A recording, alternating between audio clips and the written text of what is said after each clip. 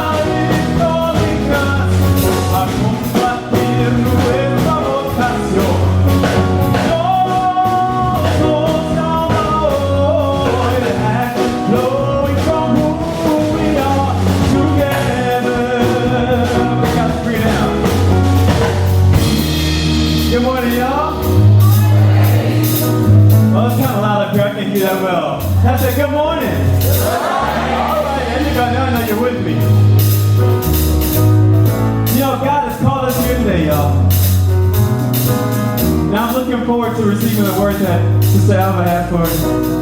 And in that word, she's going to call us to dig deeper. It's a call that I know many of us feel daily. I have that knowing in my spirit when I wake up in the morning. God is calling me deeper. God is calling each and every one of us in this place to dig deeper. And I invite you right now to help me out. Just sing right after me. It's real simple. Say, God is calling us. God is calling us. That's right. God is calling us. God is calling us. God is calling us. God is calling us. Together. Say God is calling us. God is calling us. Say God is calling us. God is calling us. Oh, God is calling us. God is calling us. Together. Come on, one more time. Say God is calling us. God is calling us. Oh, God is calling us. God is calling us. God is calling us.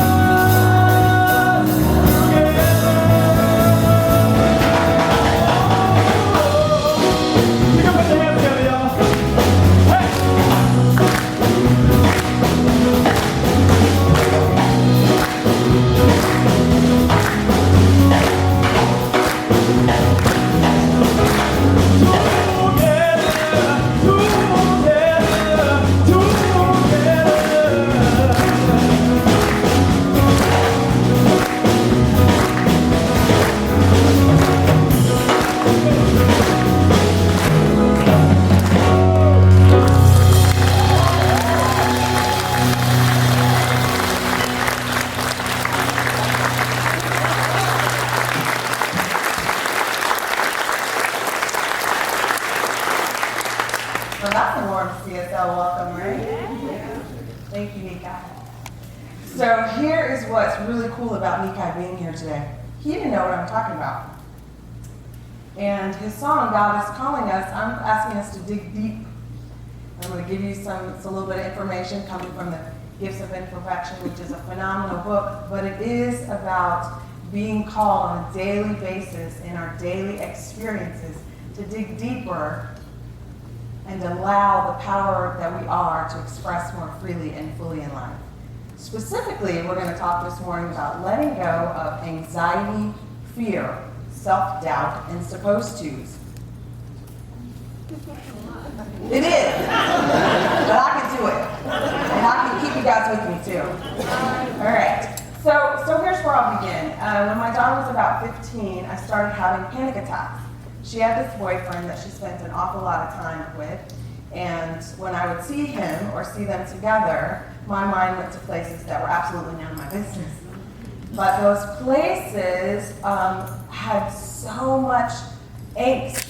You know, like she's 15, she's beautiful, she's got the whole rest of her life. He's really a schmuck, but she and she was gaga over him. My daughter is this person that is just usually so grounded and so sure of who she is. Oh my God, she met this little boy and lost her mind for like 18 months. So the way I kept my mind was with Xanax and Zoloft. And occasionally if the panic attacks got really bad, Klonopin. So thank God for it, you know, that's God too. But the beauty is, through spiritual practice, many years later, way after she's no longer dating him, I find this community, and then I'm invited to spiritual practice. And now I don't need Xanax, Klonopin, or Zoloft. And I don't knock it. Because I believe all things are God, and I'm grateful because that saved my life, her life, and his life.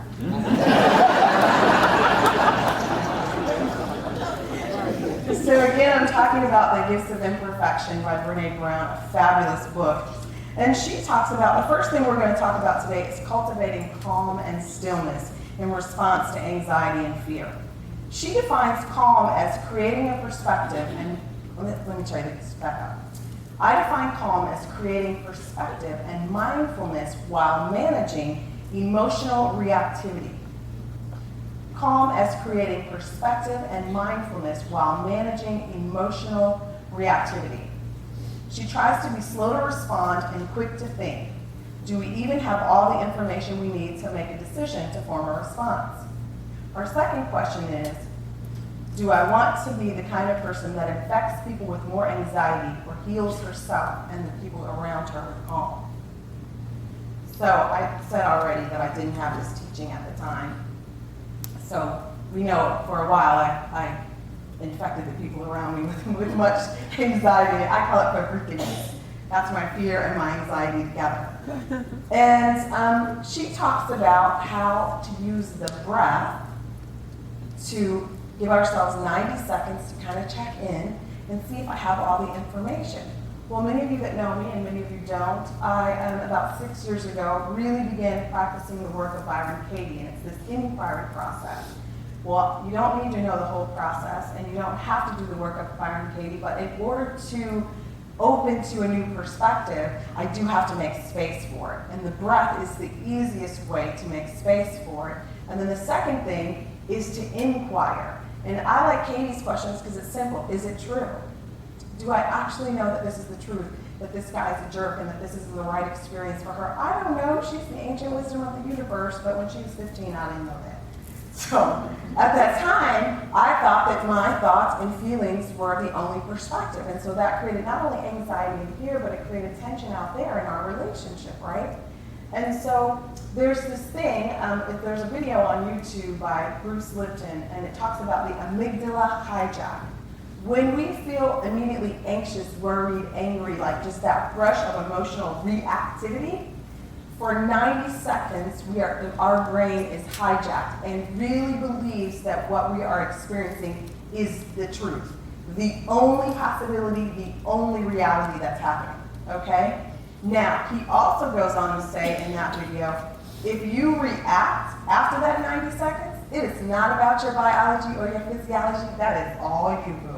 So I know nobody in the room does that. So it takes 90 seconds to take 10 deep breaths, unless you're doing like long yoga breaths. But you know, like our typical breaths, right? So when we feel that emotional reactivity rise up, that anxiety or that fear, what we want to do is dig deep, right? And reconnect to spirit.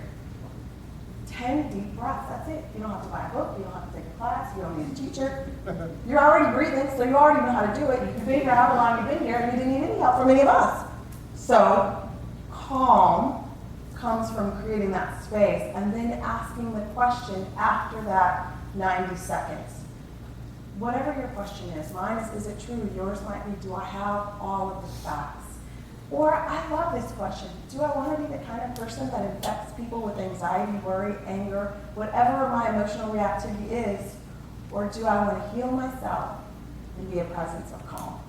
Or be a presence of peace, be a presence of love? You know, because most of us are here in community, in spiritual community, because we value wanting to be the powerful expressions of life that we are, and we want that to be more present in our everyday interactions, right? So that already says you value who you are. We might have a little programming. We're not going to place any blame or shame because there's no value to that of where we pick that up from. But really, all we have to do is take a deep breath and reconnect to our center to see what is really going on. Is there another possibility? She goes on to say this. For me, breathing is the best place to start. Just taking a breath before I respond slows me down and immediately starts spreading calm. Sometimes I actually think to myself, I'm dying to freak out here. Do I have enough information to freak out? Will freaking out help? She says, the answer is always no. There goes our excuse to freak out, right? Stillness. She defines stillness as this. Stillness is not about focusing on nothingness. It's about creating a clearing, a space, if you will.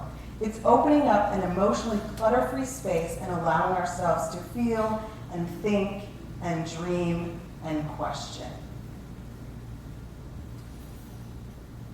She talks about meditation in there, and I think it's funny. For many of us who have busy minds, we talk about, oh, it's so hard to sit for 20 minutes or an hour or 5 minutes or 3 minutes. I love in this chapter, she gives us permission. You figure out what stills your mind. Not silence it, but like create space. I'm going to go back to the work of Byron Katie for me because that's another process that does for me. Katie talks about our children are like, our thoughts are like unruly children or children having a nightmare. And if any of you have children or no children, or you were a child, right? When you had a nightmare, most people, your caregiver did not scold you for having a nightmare, right? It was more like, oh, sweetie, it's really okay. It was just a bad dream. You're okay, you're okay, you're okay, right? Well, what if we were to talk to that committee that way? That committee is afraid that somehow we're going to be harmed in some way. Well, that committee made decisions about life as a small child, about adult life. Well, we actually don't want that small child running our adult life. So we want to take a breath and let that inner part of us that's scared know, it's okay, I got this. I'm the ancient wisdom of the universe and expression, and spirit runs the universe. It certainly knows how to run my life. Again, we want to dig deep. She talks about one of her favorite forms of meditation is taking a walk. I have to say, when my mind is very unruly, walking meditation, I love it. Now, I don't quite do it the way they do over at Dallas Meditation Center. I usually go for a walk and I'll say car, tree, man, woman, business, whatever. I use one word, very simple, like a little person, right? Because I'm wanting to create space in the mind. I'm wanting to create space for a different perspective. Instead of allowing that committee to go, oh my God, what a jerk, I can't believe they did that, or whatever, or the traffic. If I'm late, I'm late. I'm running late. I can't change it, so there's no reason for me to get there and be anxious, but I can take a few deep breaths, and I can connect to the center of my beingness, and I can still show up as a powerful expression of love, or peace, or whatever it is that I value. So, I did not know I was a worrier. Even with the Xanax and the Klonopin and antidepressants, somehow it missed me that I have a tendency to worry. Some years later, and I've always attracted friends up until a while ago that they worried about like everything, and it drove me bananas. Oh my gosh, thank God they couldn't hear my thoughts because the judgments that were going on in here ain't nothing nice. So I go to the School of Katie a couple of years ago, and we have to do some exercise about a group that you have prejudices or judgments about. And Of course, what do I pick? Worrying. So I tape this sign on myself, I'm a worrier, and I tape it on my back, and anytime somebody comes up, somebody asks me to, I don't know, let's say donate to a church, and I said, well, I don't know. If Jesus is coming back, I don't know if I should give my money to this church or to this church, and I just don't know what to do with my money. Like I was imitating things that I'd heard people say. Well, by the end of the exercise, I had an aha moment, a come to Jesus moment, if you will, or come to myself moment. I realized that I was a worrier. I internalized it. And so that internal worry was also driving insomnia, which I had been having off and on for years. There's a saying that says, what you won't be with won't let you be. And so those thoughts that I was unwilling to look at and sit with and offer them shine the light of truth on them, they were just running rampant and creating a lot of wreckage in my life. Thank God my daughter is still speaking to me, both of my children. Because man, when that worry gets going, it has not been anything beautiful. She talks about when we dig deep, get deliberate. She did what she called an anxiety detox. Now, I don't know how she did it, but the quickest way I know to do an anxiety detox, let's take a wild guess. And again, we don't have to go anywhere to do that. To just stop the worry and the fear for a second. And in doing that, I'm creating space for spirit. And spirit has never gone anywhere. She talks about getting inspired. Well, I don't know about you, but when I'm connected to the source of my beingness consciously, I'm flooded with information. Oh, be this, do this, say this, go there, do that. So she goes on to say, this is, we're moving into self-doubt as opposed to, and I promise I'll tie it together. She talks in the next chapter about self-doubt as opposed to in the terms of meaningful work. But the way I'm going to share it with us, because it pertains to this talk and digging deep, in meaningful experiences. Every day having a day filled with meaningful experiences. She says we all have gifts and talents. Squandering our gifts brings distress to our life. I don't know about you guys, but I never really thought about that when I give into fear, worry, anger, and all that stuff, that I'm squandering my gifts.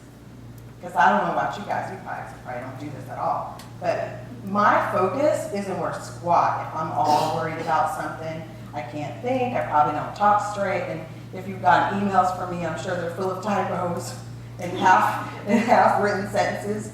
She says about squandering our gifts, we pay for it with our emotional and physical well-being. Well, I certainly did. When we don't use our talents to cultivate meaningful experiences, we struggle. We feel disconnected and weighed down by feelings of emptiness, frustration, resentment, shame, disappointment, fear, and even grief. She says, God lives within us, not above us. Sharing our gifts and talents with the world is the most powerful source of connection with God. Think about that. Those times in your life where you have taken a deep breath, or you refuse to engage with the fear or the angry person, you are able to be the peace in the room. You are able to be the light in the room. And again, this isn't anything that we need a book or a class or a teacher to tell us. There are times, I bet each one of us could mine our life. There are times that whether it was a family member or whatever, we came in contact with somebody that was stressed out and we chose not to jump into the stress with them.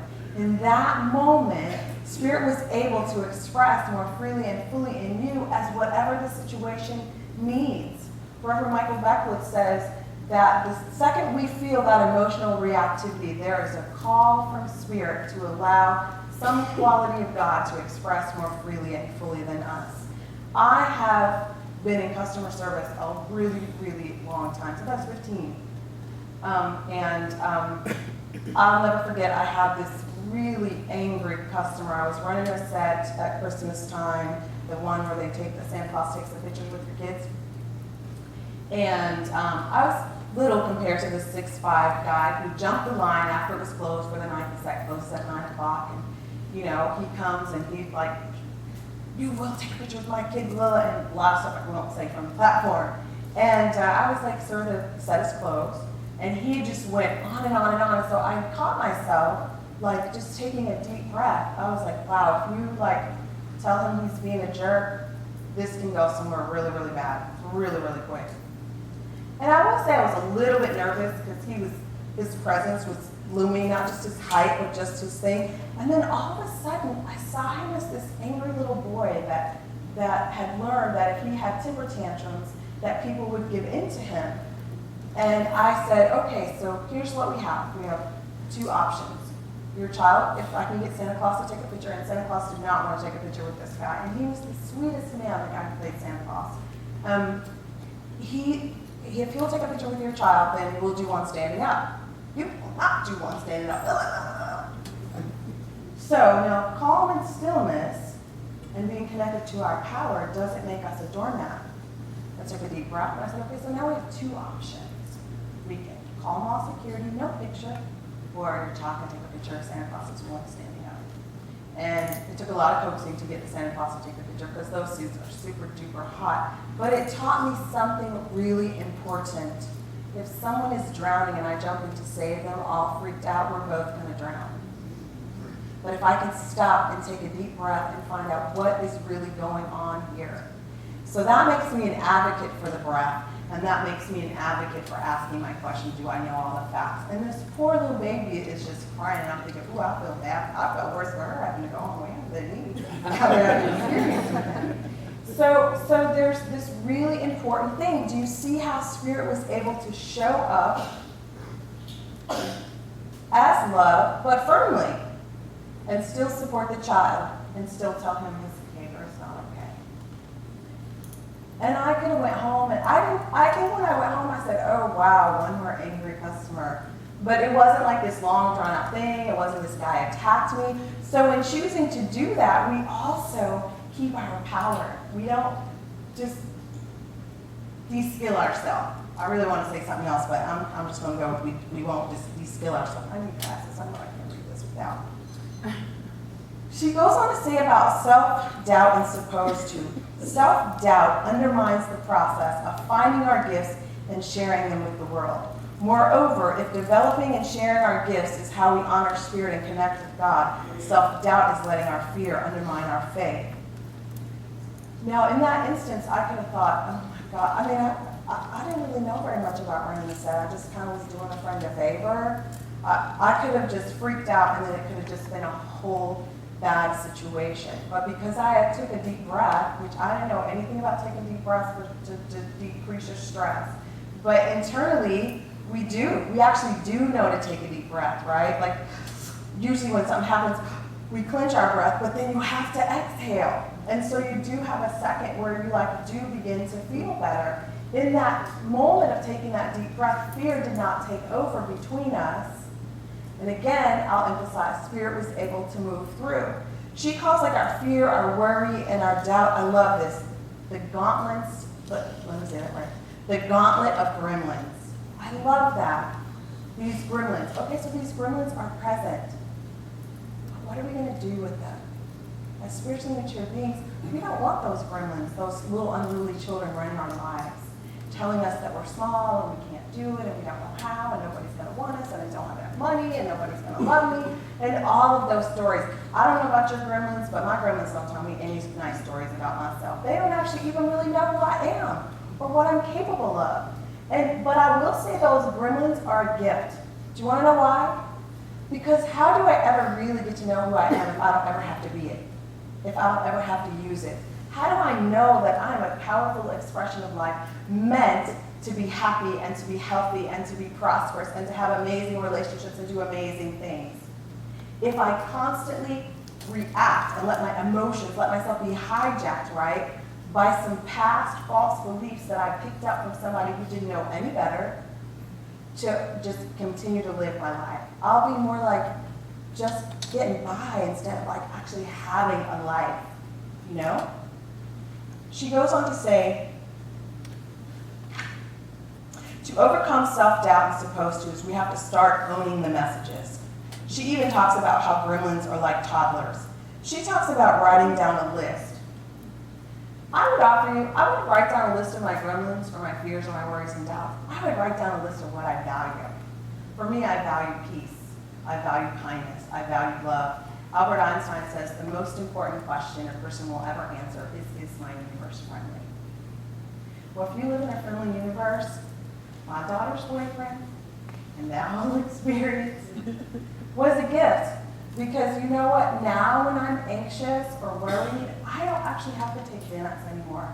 And again, I am not speaking against anyone that uses medicine, because I used it and will use it again, and called somebody today because my back is a little bit out of whack and asked them to bring me some medicine. That's God too. But at some point, as powerful expressions of life, I want to live from that place. That was my crutch until I found this place and began to do this. So I think that calmness and stillness are the key to releasing worry, fear, doubt, shoulds, supposed to, and the list is endless. It's just two small things. Stillness for some may be sitting for 20 minutes, but you know what? It's really about our connection with God, and our interconnection is what we want to use to guide us and move us. John and Linda Caswell, members of our community, do this fabulous Unleashing Your Inner Genius. They even brought it to the 21st century. You can do it online. You don't have to go sit anywhere. You just spend a few minutes with what comes in their email to you. I think that as we answer the call of spirit and allow that to express more freely and fully in our experiences, that we not only experience ourselves as strong, but that takes courage. And it allows, and as we embrace courage and we practice courage, that allows our authenticity to show more. You know, some people thought I was crazy when that guy was fussing me out to not, call the mall security or whatever. I didn't see the need for that. And I didn't feel the need to make that guy wrong for the way that he showed up. But it takes courage sometimes to not jump into the fire with people, to say, I'm not going to engage. My mom, I think some of you may have heard me say this before, so forgive me for retelling it, but it's a current experience I'm having again. My mom and I, most of my life, had a really tumultuous relationship. And over the last few years of being here, that has changed quite a bit. And every now and then, that old pattern creeps in between the two of us. And this last time when it creeped in, it was really interesting. I was really hooked, you guys, and I was going there. And then I just took a deep breath. Not because I was intending to take a deep breath, it just naturally happened. And I was like, wait, this doesn't look like love or feel like love to me. This isn't who I am. I don't play like this anymore. And I just said, Mom, I love you and I'm hanging up now. And I hung up the phone. That resulted in 12 very lengthy voicemail messages from her. And we're not there yet, but we're pretty close to me calling her back. But I say that.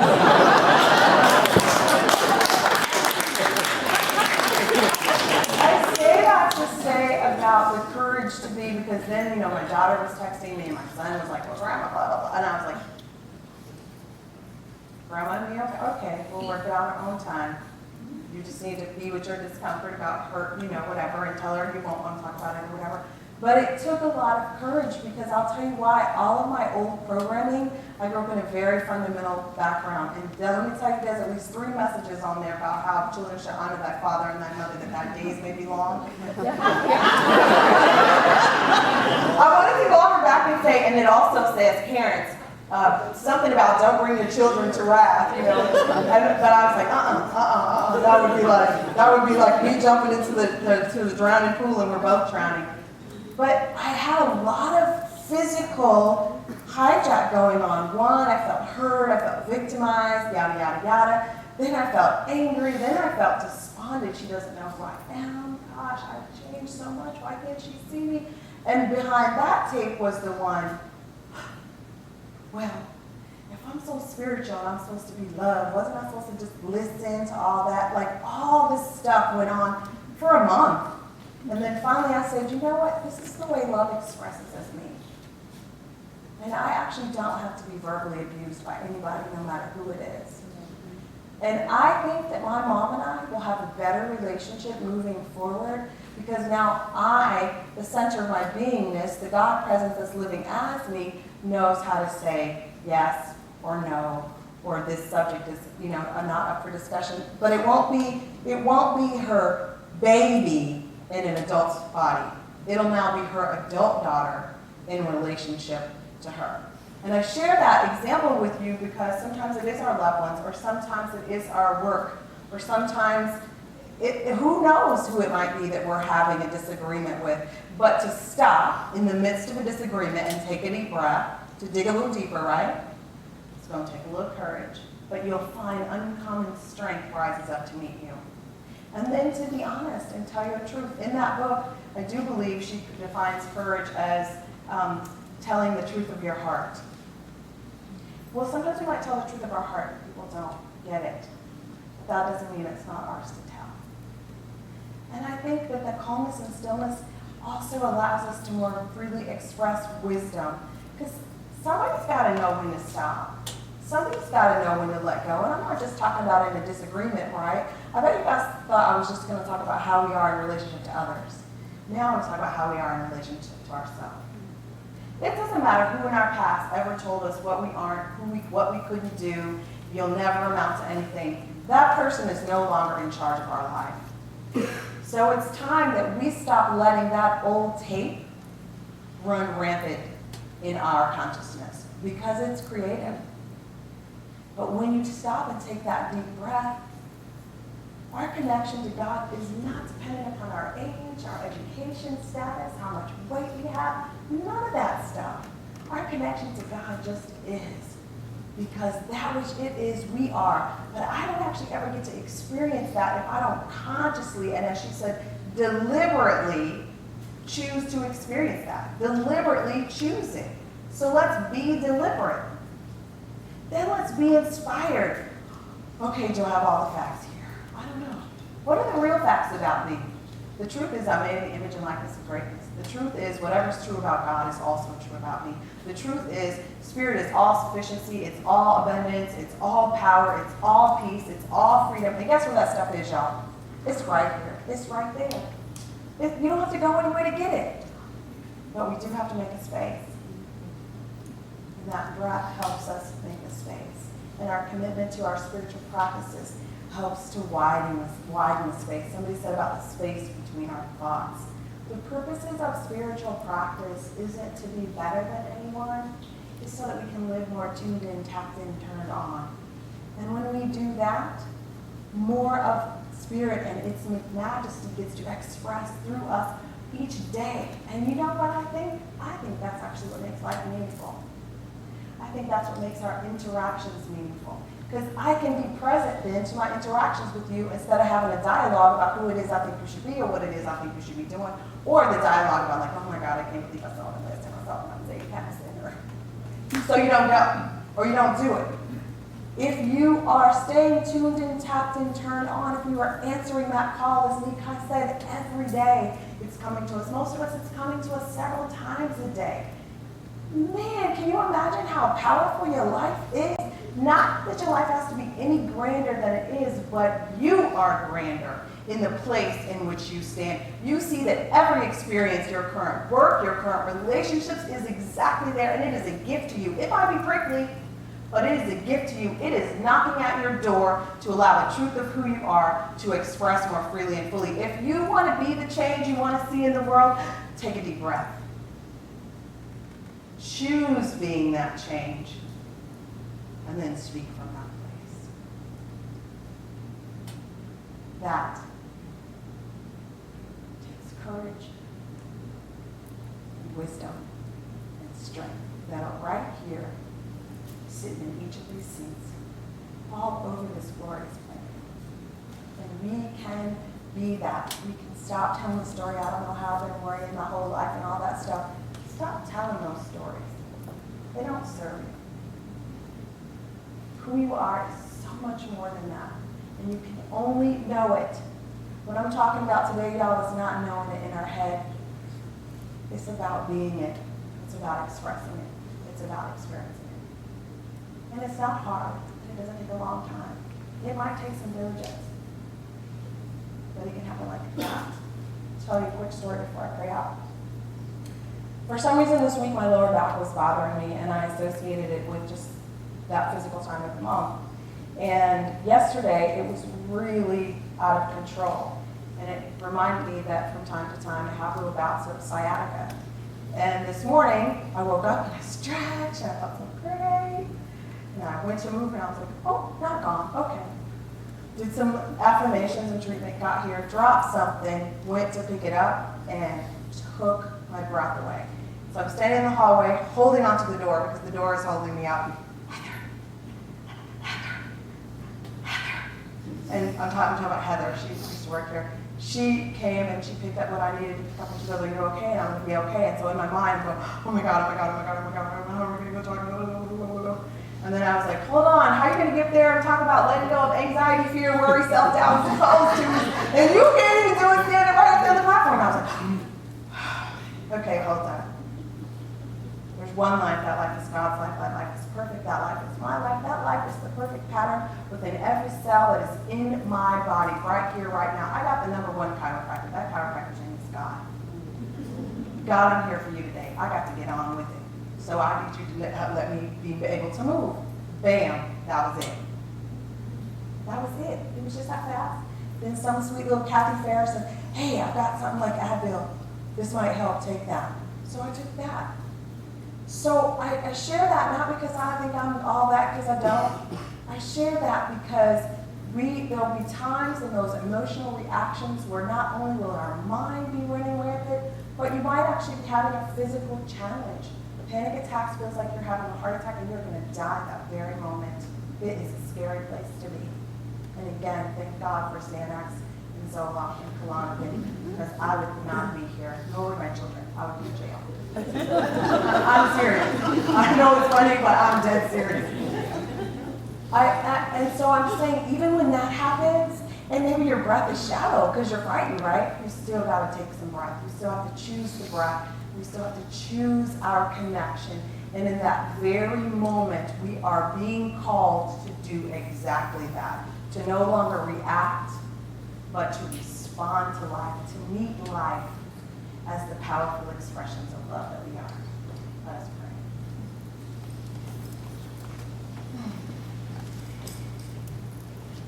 So here's what I know to be true. I absolutely know that there is one power, one intelligence, one wisdom, one strength, one love. I call it God because it's the biggest word that I know. I also call it God because I know that it is absolutely the source and substance of absolutely everything and everyone. Everything in the manifest universe is this one in perfect expression. And so what I know then is that each person here in this building that watches this video is a powerful expression of this one. And whatever is true about the one is true about its expressions. And so ever available to each of us at all times, everywhere. There's no spot in our life where this power is not available to us, where it cannot show up and express through us more freely and fully as peace, as love, as joy, as compassion, as kindness, as infinite abundance, as possibilities.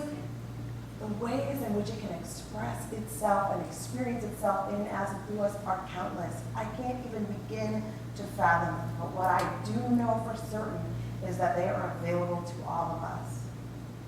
And as has been said here today and sung here today, Spirit is calling us to our greatness. It is calling us to express the truth of who we are in our everyday lives. And as we do so, our life is more meaningful. Our relationships are more meaningful. There is so much joy in every day as we hear the call, take a breath, connect, and respond. And so I also affirm and declare for each person here that we will never be fooled again by our reactions. We will never be fooled again by our past stories of ourselves. We leave here clear about who we are and determined to allow that to express more freely and fully. I affirm and declare for each person that we are deliberate, we are inspired, and this is the way we move through the world. I accept this truth for each person here. And join me in accepting it for yourself by saying, and so it is.